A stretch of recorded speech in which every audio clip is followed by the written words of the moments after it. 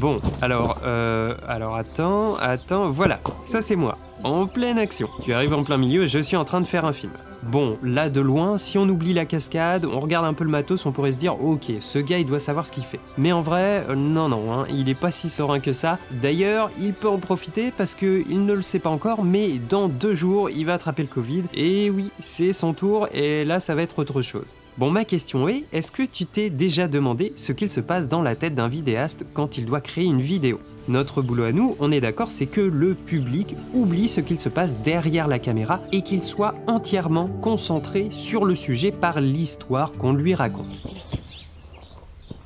Mais pour le vidéaste, oh là là, non, ce n'est pas si simple que ça et ça peut vite devenir le parcours du combattant. Pour moi, le travail il commence bien avant le tournage quand il faut réfléchir au script, au scénario, au choix des sujets. Il faut bien évidemment trouver un thème qui nous plaît, une personne dont on aime le profil et dont on a envie de raconter l'histoire à l'écran.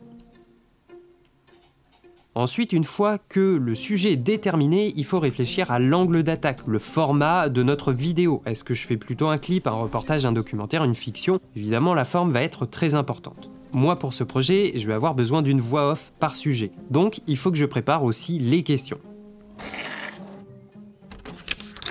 Alors après, je vous passe la suite, évidemment, je fais un script pour mettre tout au clair, la thématique, la durée, l'objectif, la problématique, et puis enfin, j'arrête les dates de tournage.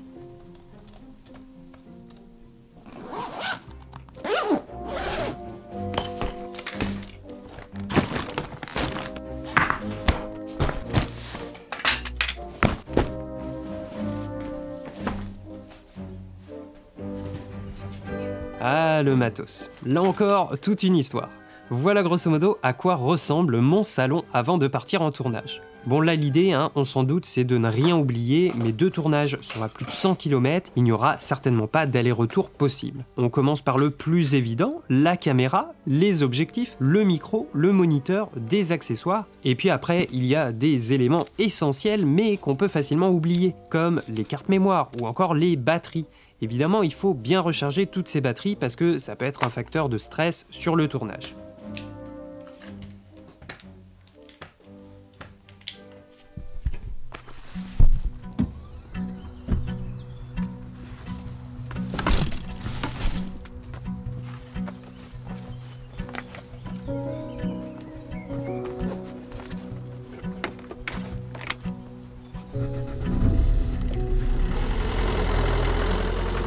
Alors le jour J, c'est le moment qu'on attend le plus, c'est le tournage. C'est la rencontre avec le sujet, c'est le moment où on va créer du contenu ensemble. Alors moi j'aime bien commencer mes reportages, mes documentaires avec un travail sur le hors-champ. C'est-à-dire que le sujet, l'action n'est pas entièrement présent à l'écran. L'information va être suggérée, ça peut être avec une forme, un objet, un pied, une main, une ombre. L'idée, c'est de dévoiler progressivement le sujet et que l'histoire commence par l'image. On n'est pas obligé de toujours raconter par la voix.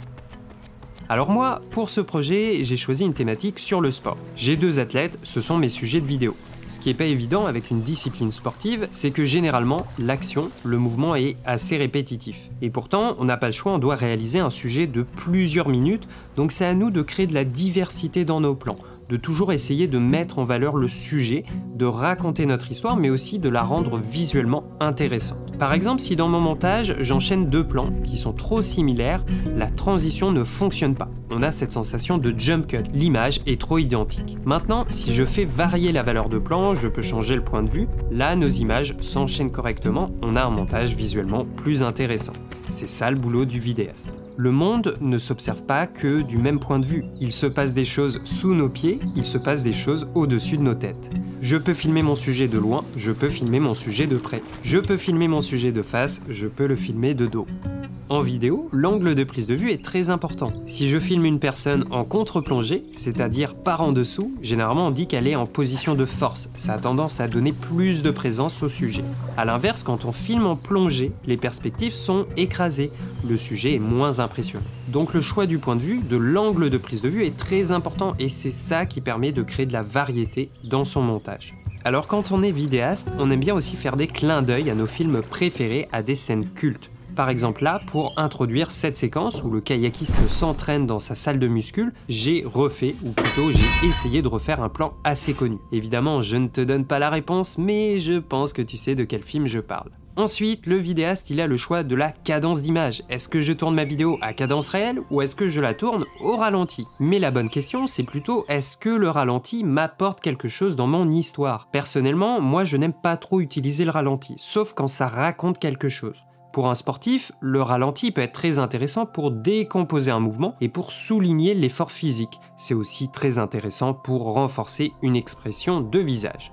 Donc c'est important de prendre le temps d'étudier une action, un mouvement et de réfléchir à la forme, à la technique la plus adaptée, la plus cohérente pour filmer cette action. C'est ça le boulot du vidéaste. Bon, ok, c'est vrai, tout ça, c'est dans l'idéal. Mais dans la pratique, le jour J, il y a des petits loupés, il y a des obstacles à surmonter, et tout n'est pas si simple. Parfois, ça peut être le point. On n'arrive pas à faire la mise au point au bon endroit. Là, moi, avec mon coureur, ça n'a pas été toujours très simple. Il va vite, le sujet s'approche de la caméra. Plusieurs fois, j'ai eu des loupés, que ça soit en manuel ou en automatique. Mais à chaque fois, c'est à nous de trouver les solutions. Il faut réagir, il faut bien connaître le matériel qu'on utilise. Le mouvement de la caméra, ça peut être aussi quelque chose de difficile à gérer. En fonction de la focale qu'on aura choisie, eh bien, il y a des suivis qui sont pas si faciles à réaliser. Là, avec le kayakiste, il y a des mouvements au téléobjectif à main levée qui étaient un peu complexes et il y a eu des loupés. Et c'est pareil avec le coureur. Parfois, il faut penser à la mise au point, au mouvement de la caméra, à la composition, tout ça en même temps, et c'est là qu'on rencontre les difficultés. Ça peut être aussi difficile physiquement. Le matos n'est pas toujours très léger. Porter une caméra, c'est fatigant. Pour le coureur, il y a plusieurs plans où il fallait le suivre avec le stabilisateur. Et là, il faut être à la hauteur, il faut assumer la prise jusqu'au bout.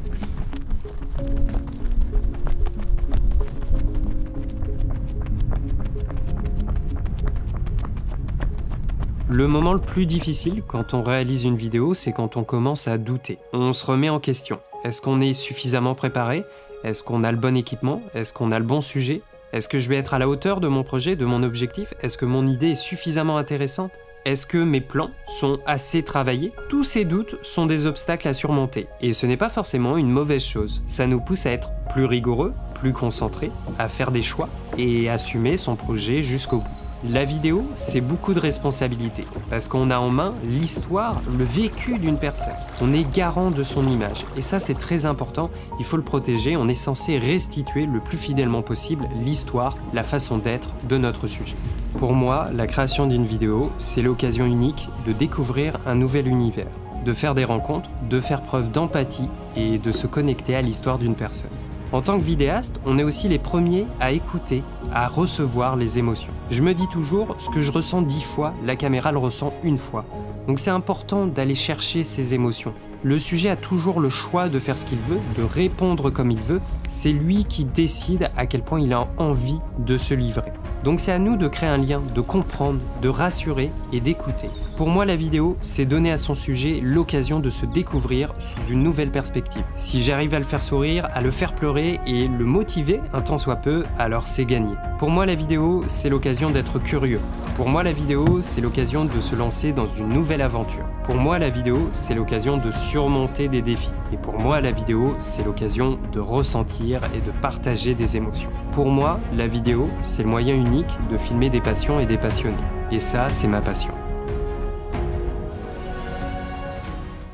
Eh, ça recommence, c'est reparti, tiens pas de boule, garçon. Bon, est-ce qu'on finirait pas de manière un peu classique avec un beau coucher de soleil? C'est le moment de faire le timelapse du vidéaste. Quoi, ça te dit rien le timelapse? Oh non, je crois que tu vas vite comprendre. Allez, c'est cadeau, c'est là où on prend une bonne respiration et on ouvre bien grand les yeux.